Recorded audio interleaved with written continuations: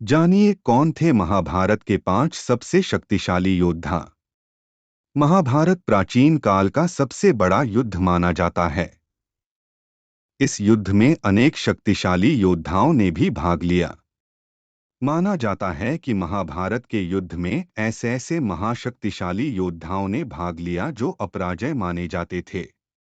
इसके अलावा महाभारत में सबसे शक्तिशाली अस्त्रों का भी इस्तेमाल किया गया।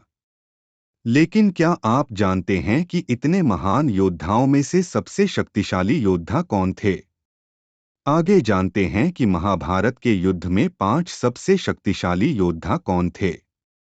नंबर 5 अर्जुन। महाभारत के युद्ध में शक्तिशाली योद्धा के रूप में अर्जुन को भी जाना जाता है।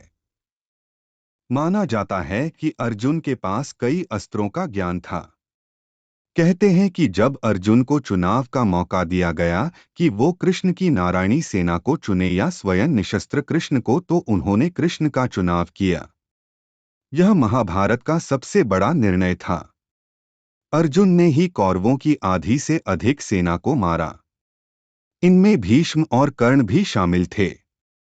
नंबर 4 द्रोणाचार्य। द्रोणाचार्य ने ही दोनों तरफ के सेनाओं को ज्ञान दिया था। इनके पास हर अस्त्र को चलाने का ज्ञान था। इसमें नारायण अस्त्र, पाशुपतास्त्र और ब्रह्मास्त्र भी शामिल है।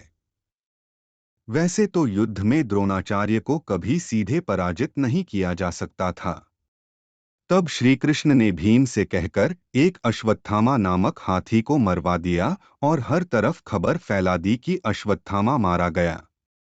यह सुनकर द्रोणाचार्य ने हथियार डाल दिए और तब धृष्टद्युम्न ने छल से द्रोणाचार्य का वध कर दिया। नंबर 3 कर्ण। दानवीर कर्ण को उनके कवच और कुंडल के साथ कभी भी हराया नहीं जा सकता था। कहते हैं कि पहले छल से कर्ण के कवच कुंडल का त्याग करवाया गया। उसके बाद भी युद्ध में कर्ण से जीतना असंभव था। कहते हैं कि जब कर्ण का रथ एक गड्ढे में फंसा तब छल से अर्जुन ने कर्ण का वध किया। कर्ण को वरदान मिला था कि उसके कवच और कुंडल को दुनिया का कोई भी अस्त्र शस्त्र नहीं भेद सकता था। कर्ण ने युद्ध में नकुल, सहदेव, युधिष्ठिर और भीम को भी हराया था।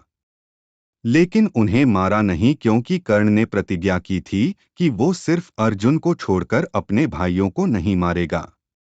नंबर 2 भीष्म। महाभारत के युद्ध में भीष्म को हराना असंभव था। भीष्म को वरदान मिला था कि उनकी जान उनकी इच्छा के विरुद्ध नहीं ली जा सकती थी। 10 दिनों तक युद्ध में पांडव भी समझ चुके थे कि भीष्म को हराना असंभव है। कहते हैं कि भीष्म ने महर्षि परशुराम को भी हराया था, जो कि विष्णु के अवतार थे। तब शिखंडी को आगे कर अर्जुन ने भीष्म पर सैकड़ों बाण दागे और भीषण तीरों के बिस्तर में फंस गए। तब उनकी अपनी मर्जी से उन्होंने अपनी देह त्याग दिया। नंबर 1 श्री कृष्ण। महाभारत के सबसे शक्तिशाली योद्धा श्री कृष्ण थे। माना जाता है कि कृष्ण भगवान विष्णु के अवतार थे। उन्होंने महाभारत के युद्ध में कोई भी हथियार इस्तेमाल नहीं किया था। श्री कृष्ण सिर्फ अपनी रणनीति से वो इतने महान योद्धाओं को मात दे पाए।